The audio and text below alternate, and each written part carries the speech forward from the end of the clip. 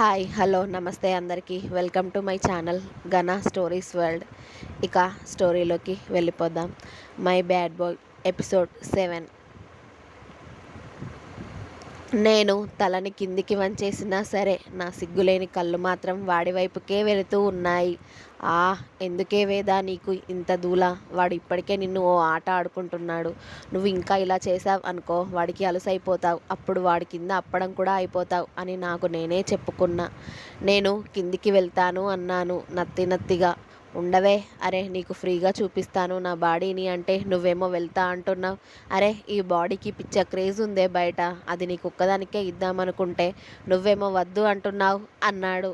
Craze అంటే అని అడిగా. అరే నన్ను పెళ్లి చేసుకుంటా అని లవ్ చేస్తున్నా అని రోజుకు ఒక్కరైనా నా దగ్గరికి వస్తారే, కనీసం వాళ్ళతో 1 నైట్ టైం స్పెండ్ చేయమని అడగడానికైనా నా బాడీని నన్ను చూసి. కానీ నువ్వేమో నేను ముట్టుకుంటే ముడుచుకుపోతున్నావు. నా బాడీని నీకు ఫుల్గా ఇచ్చేద్దామంటే ఏమో వద్దు అంటున్నావు. ఎలానే ఇలా అయితే అన్నాడు. అసలు ఎవరితది వీడికి ప్రపోజ్ చేసేది, వీడి దగ్గరికి వచ్చి మాట్లాడేది? అదే నా ముందెవరైనా అలా చేస్తేనా 4 పీకుతాను. అరే మా ఓడిని నాకు కాకుండా చేస్తారా? ఎంత ధైర్యం వాళ్ళకి? నేను నా ఆలోచనలో నేను ఉండగా ఓయ్ ఏం ఆలోచిస్తున్నావే అంతగా అన్నాడు. ఏం లేదు బావా అన్నాను మెల్లిగా. హా చెప్పాను కదా రోజు నా చుట్టూ ఎంతమంది అమ్మాయిలు ఉంటారో. నువ్వు గనక నాకు కోఆపరేట్ చేయకపోయావు అనుకో ఎవరికో ఒకరికి ఓకే చెప్పేస్తాను, అర్థమైందా అని నన్ను బెదిరిస్తున్నాడు దొంగ సచ్చినోడు. ఏంటి చెప్పమంటావా అన్నాడు. నీ ఇష్టం, ఏమైనా చేసుకో, నన్నెందుకు అడుగుతున్నావు? నేనంటే అసలు కొంచెం కూడా ఇష్టం లేదు నీకు, అందుకే అలా అంటున్నావు కదా నువ్వు అని నేను వాడి మీద అలిగి కిందికి వచ్చేశాను. నేను వాడి మీద అలగడం అయితే అలిగి వాడిని తిట్టేసి వచ్చాను. కానీ ఆ తర్వాత నా పరిస్థితి ఏంటో అస్సలు అర్థం కాలేదు. అయినా నేను వాడికి దొరకనులే మళ్ళీ అనుకున్నాను నాలో నేనే. కానీ సింహం నుండి తప్పించుకోవడం అంత తేలికైన పని అని నాకు అప్పుడు అర్థం కాలేదు. నేను వెళ్ళేసరికి అందరూ డైనింగ్ టేబుల్ దగ్గర వెయిట్ చేస్తూ ఉన్నారు మా కోసం. వేదు పెద్దోడు వస్తున్నాడా అని అడిగింది అత్తయ్య. నేనేమైనా నీ కొడుకుని నా నడుముకి కట్టుకొని తిరుగుతున్నానా అత్తయ్య? నీ కొడుకు ఎక్కడున్నాడో నాకు తెలియడానికి హా అని వాడి మీద ఉన్న ఫ్రస్ట్రేషన్ అంతా మా అత్తయ్యపై చూపించేశా నేను. అప్పుడే నా వెనక నుండి గొంతు సరి చేసుకున్న సౌండ్ వినబడింది. ఇంకెవరిది? మావోడిదే ఆ వాయిస్. చచ్చాను దేవుడా, ఇప్పుడు నా మాటలు విన్నాడు వాడు. ఇక నన్నేం చేస్తాడో ఏమో అని భయపడుతూ వెళ్ళి డైనింగ్ టేబుల్ దగ్గర కూర్చున్నా.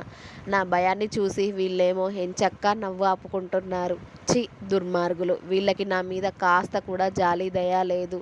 భగవంతుడా, నా పరిస్థితి పాకిస్తాన్ వాడికి కూడా రాకూడదు అని నాకు నేనే జాలి చూపించుకున్నాను.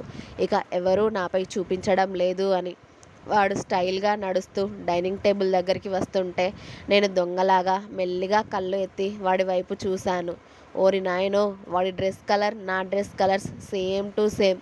వాడు కూడా white colour shirt black colour పాయింట్లో ఉన్నాడు. అవును, ఆ డ్రెస్ తీసింది కూడా నేనే. అసలు ఆ కలర్ని చూడకుండానే ఇద్దరికి మ్యాచింగ్ పెట్టేశాను. రుద్ర రా నాన్న అని అత్తయ్య ఆయన గారికి టిఫిన్ వడ్డిస్తూ ఉంది కొసరి. అబ్బో ఎంత ప్రేమో, ఎందుకో ఇలా పెట్టడం, ఎత్తుకొని తినిపించొచ్చు కదా ఇంకా అనుకున్నాను నా మనసులో. నా పక్కనే ఉన్నాడు కదా మహానుభావుడు, నాకు కాదు కానీ మన పిల్లలకి అలానే తినిపిస్తుంది లేవే మా అమ్మ అన్నాడు గురుడు మెల్లిగా. అంతే, దెబ్బకి నా నోరు మ్యూట్ అయిపోయింది. అత్తయ్య అందరికీ వడ్డించడంతో తింటున్నాం. శౌర్య బావ తింటూనే నా వైపుకి వంగి ఏంటి వేదు ఇద్దరు మ్యాచింగ్ వేశారు ఏంటి కదా అన్నాడు నవ్వుతూ. నా బొంద ఏం లేదు అంతక్కడ అనుకుని అదేదో అనుకోకుండా వేసుకున్నాంలే బావా అన్నాను. అనుకోకుండా వేసుకున్నారా లేక అనుకునే వేసుకున్నారా అన్నాడు మళ్ళీ. నీ ఇష్టం పో బావా, నువ్వు ఎలా అయినా అనుకో అన్నాను చిరాకు వచ్చేసి. తెలుస్తుందిలే అనుకొని బావ సైలెంట్ అయ్యాడు. ఇక నేను అలిగాను కదా నా బావగాడి మీద, దాంతో నాకు తినాలి అనిపించట్లేదు. ప్లేట్లో నేను ఊరికే గెలుకుతూ ఉన్నాను. అత్తయ్య మావయ్య తినడం అయ్యాక మీరు తినండి నాన్న, నేను డాడీకి కాఫీ ఇచ్చి వస్తాను అని అత్తయ్య చెప్పి వాళ్ళిద్దరూ వెళ్ళారు. మా బావగాడు నన్ను చూసి నా ప్లేట్ పక్కన పెట్టి వాడి ప్లేట్లోది నా నోటి ముందు పెట్టాడు. నాకేం వద్దు అని మొహం పక్కకి తిప్పుకున్నా. వాడు అలా చేస్తే వినే రకం కాదు కదా. నా మొహం వాడి వైపుకి తిప్పుకొని నా నోట్లో కుక్కాడు ఇడ్లీని. నేను మొహం అంతా ఒక రకంగా పెట్టుకొని దాన్ని తినకుండా అలాగే పెట్టుకొని ఉంటే నా బుగ్గలు వత్తాడు నమలమని. హా, ఏం చేస్తున్నావురా బాబు, ఇక్కడ నీ తమ్ముళ్ళు ఉన్నారు రా అయ్యా అనుకుంటూ నేను శౌర్య బావ, చరణ్ బావ వైపు చూస్తే వాళ్ళకేం పట్టనట్టు టిఫిన్ తినే పనిలో ఉన్నారు ఇద్దరు. ఇక మా ఓడు నేను వద్దు అన్న బలవంతంగా 4 ఇడ్లీలు పెట్టాడు బండ సచ్చినోడు. ఇద్దరం తిన్నాక హ్యాండ్ వాష్ చేసుకుని నా మూతి కూడా వాడే తుడిచి టిష్యూతో మళ్ళీ తుడిచి అక్కడి నుండి హాల్లోకి వెళ్ళిపోయాడు. వాళ్ళందరూ కాఫీ తాగుతూ ఉంటే నేను మా అత్త పక్కకి వెళ్ళి కూర్చుని ఆవిడ భుజంపై తల వాల్చాను. వేదు, ఇదిగో పాలు తాగవే అంది అత్త గ్లాస్ నా ముందు పెట్టి. ఛీ యాక్, నాకేం వద్దు అన్నాను మొహమంతా వికారంగా పెట్టి. వేదు, టాబ్లెట్స్ వేసుకోవాలి నువ్వు. అమ్మ ఫోన్ చేసింది ఇప్పటికే 4 సార్లు నువ్వు టాబ్లెట్ వేసుకున్నావా లేదా అని. ఆ పాలు తాగి టాబ్లెట్ వేసుకో అంది అత్తయ్య కాస్త గట్టిగానే. నేను మొహం చిన్నగా చేసుకొని, నువ్వు నన్ను కోప్పడుతున్నావు, నేను మీ ఇంట్లో ఉండను, మా ఇంటికి వెళ్ళిపోతాను చెప్తున్నా అన్నాను ఏడుపు మొహంతో.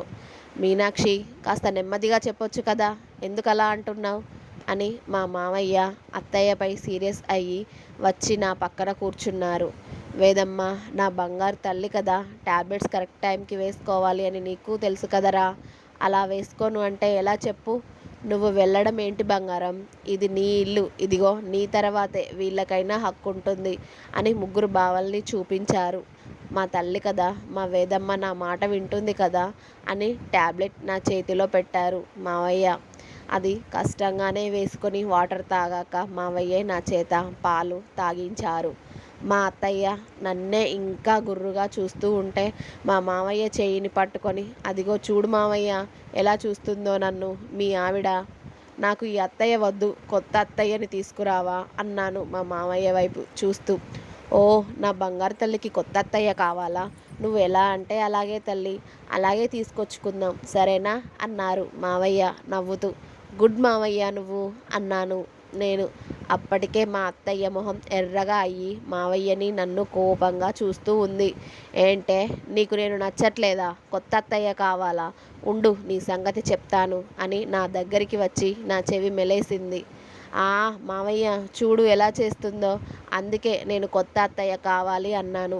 ఈవిడని వీళ్ళ పుట్టింటికి పంపించేసేయ్ అన్నాను మళ్ళీ. అబ్బా అమ్మ, వేదుగాడికి నొప్పి వస్తుంది వదలమ్మా అని శౌర్య బావ అత్తయ్య చేయిని విడిపించాడు.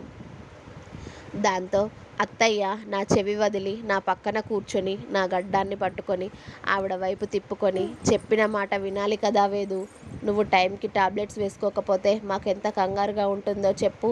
మీ అమ్మ నా మీద నమ్మకంతోనే కదా నిన్ను ఇక్కడికి పంపించింది. నువ్వు ఇక్కడ ఇలా మారం చేస్తే ఎలా అంది అత్తయ్య. వేసుకున్నాను కదా అత్తయ్య, ఇక మీరందరూ కంగారు పడడం మానేయండి, నాకేం కాదు, నేను బాగానే ఉంటాను. ఒకవేళ నేను అనేసరికి ఒక వేడి చూపు నన్ను తాకింది. అంతే, ఇక అక్కడితో నా మాట ఆపేసి నేను మా బావగాడిని చూశాను. వాడు నన్నే షార్ప్గా చూస్తూ ఉన్నాడు. నేను ఏమంటానో అని ముందే గెస్ చేసి ఇక నేను కూడా అక్కడితో నా మాటలు ఆపేసి, ఇప్పుడు బాగానే ఉన్నాను అత్తయ్య అన్నాను. సరే బంగారం, అత్తయ్య చెప్పినట్టు విను, టాబ్లెట్స్ వేసుకొని సరిగ్గా టైంకి తినేసి ఓకేనా, నేను ఆఫీస్కి వెళ్ళొస్తాను అని చెప్పి మావయ్య లేచారు. చరణ్ బావ, శౌర్య బావ నా చెరో పక్క కూర్చుని, వేదు మమ్మీ చెప్పినట్టు వినరా, అల్లరి చేయకుండా సరేనా, నేను త్వరగా రావడానికి ట్రై చేస్తా, ఈవినింగ్ వచ్చాక మనం బయటికి వెళ్దాం ఓకేనా అన్నాడు శౌర్య బావ.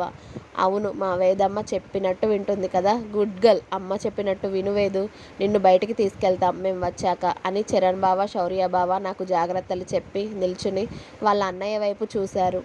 మీరు వెళ్ళండి, నేను కాసేపు అయ్యాక వస్తాను అని ఫోన్లో చూసుకుంటూనే చెప్పాడు బావగాడు.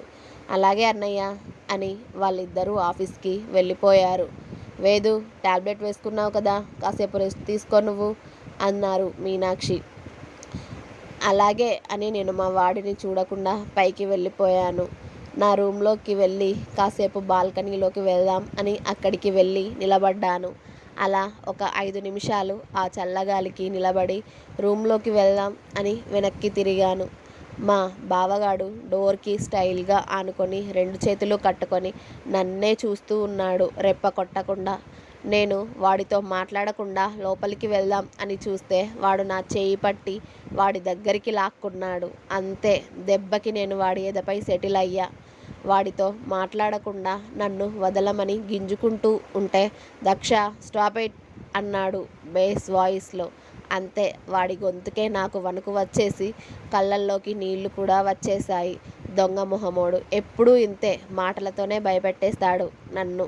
నేను ఏడవడం చూసి ఇటు చూడు నన్ను అన్నాడు. నిన్ను చూడను అని చెప్పాను నేను ఏడుస్తూనే. నువ్విలా అలిగితే నేను ఇంకా 2 పీకుతాను తప్ప బతిమాలే టైప్ కాదని నీకు కూడా తెలుసు కదా, మరి ఎందుకే ఇంకా ఈ అలగడాలు అన్నాడు. అస్సలు వీడికి మనస్సాక్షి అనేదే లేదు. ఎలా అంటున్నాడో చూడు. నేను అసలే అలిగి ఉంటే వీడింకా కొడతాడంట నన్ను. ఇంకా ఉంది. Thank you. మీకు నా స్టోరీ నచ్చినట్టయితే చిన్న లైక్ అండ్ షేర్, కామెంట్ చేయండి. Please subscribe my channel Gana stories world. Thank you.